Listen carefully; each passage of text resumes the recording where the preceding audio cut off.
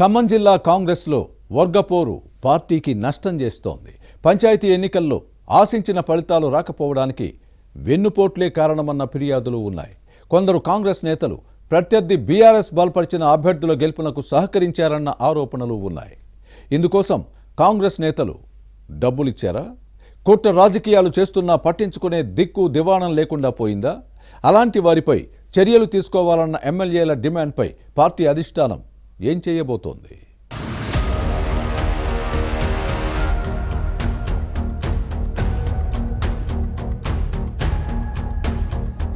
కుమ్ములాటలు లేని కాంగ్రెస్ ను ఊహించలేరు. విభేదాలతో రచ్చకెక్కకుండా హస్తం పార్టీ నేతలు ఉండలేదు. పార్టీ విశాల ప్రయోజనాల కంటే వ్యక్తిగత అంశాలకే ప్రాధాన్యత ఇస్తారని సొంత పార్టీ నేతలే చెబుతున్నారు. పార్టీకి నష్టమని తెలిసినా ఎన్నికల్లో వెన్నుపోట్లు, ప్రత్యర్థులకు సహకరించడం సాధారణ అంశం. తిరుగుబాటు అభ్యర్థులుగా పోటీ చేసి సొంత పార్టీ నుంచి బరిలో దిగిన వారిని దెబ్బతీస్తుంటారు. పార్టీ ఎలా పోతే తమకేంటి, పంతం నెగ్గించుకుని అవతల వారిని దెబ్బ కొట్టామా లేదా అన్న ధోరణి కాంగ్రెస్ లో కనిపిస్తోంది. పంచాయతీ ఎన్నికల్లో ఖమ్మం జిల్లాలో ఇదే జరిగింది.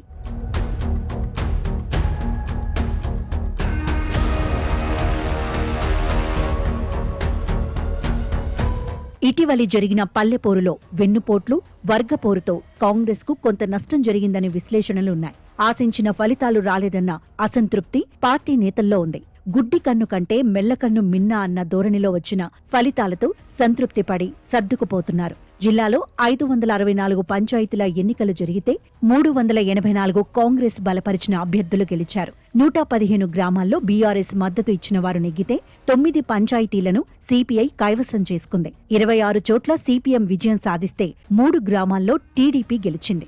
27 స్థానాల్లో స్వతంత్రులు నెగ్గారు. ఖమ్మం జిల్లాలో బీఆర్ఎస్ కు పట్టు లేకపోయినా 115 స్థానాలు గెలుచుకోవటానికి కాంగ్రెసే కారణమన్న వాదనలు ఉన్నాయి. ముఖ్యంగా సత్తుపల్లి నియోజకవర్గంలో 129 గ్రామ పంచాయతీలకు గాను కాంగ్రెస్ 72 స్థానాలను గెలుచుకుంటే హస్తం పార్టీ రెబల్స్ 12 చోట్ల నెగ్గారు.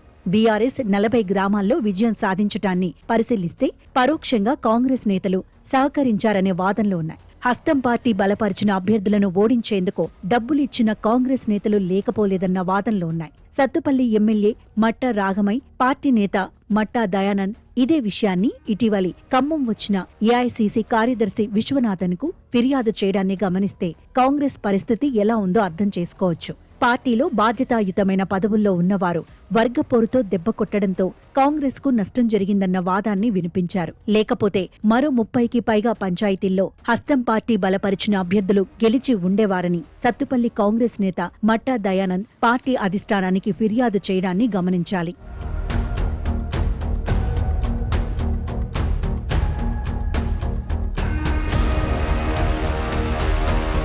ఒక్క సత్తుపల్లిలోనే కాదు, జిల్లాలో మిగిలిన నియోజకవర్గాల్లోనూ ఇదే పరిస్థితి ఉంది. అధికార పార్టీ నేతల మధ్య ఆధిపత్య, వర్గపోరుతో కాంగ్రెస్ మద్దతు ఇచ్చిన అభ్యర్థులను కొందరు నేతలు ఓడించారు. ఇదే పరిస్థితి కొనసాగితే మున్సిపల్, జెడ్పీటీసీ, ఎంపీటీసీ ఎన్నికల్లోనూ నష్టం తప్పదన్న ఆందోళన వ్యక్తమవుతోంది. అంతిమంగా అదే కాంగ్రెస్ కు నష్టమన్న వాదనలు ఉన్నాయి. పార్టీకి ద్రోహం చేస్తున్న వారిపై చర్యలు తీసుకోవాలని నియోజకవర్గాల నుంచి పార్టీ అధిష్టానానికి ఫిర్యాదులు చేస్తున్నారు. అయితే కాంగ్రెస్ లో వెన్నుపోట్ల కల్చర్ కొత్తదేమీ కాదనేవారు లేకపోలేదు. పార్టీ బలపరిచిన అభ్యర్థులను ఓడించిన వారిపై కాంగ్రెస్ అధినాయకత్వం ఎలాంటి చర్యలు తీసుకుంటుందో చూడాలి.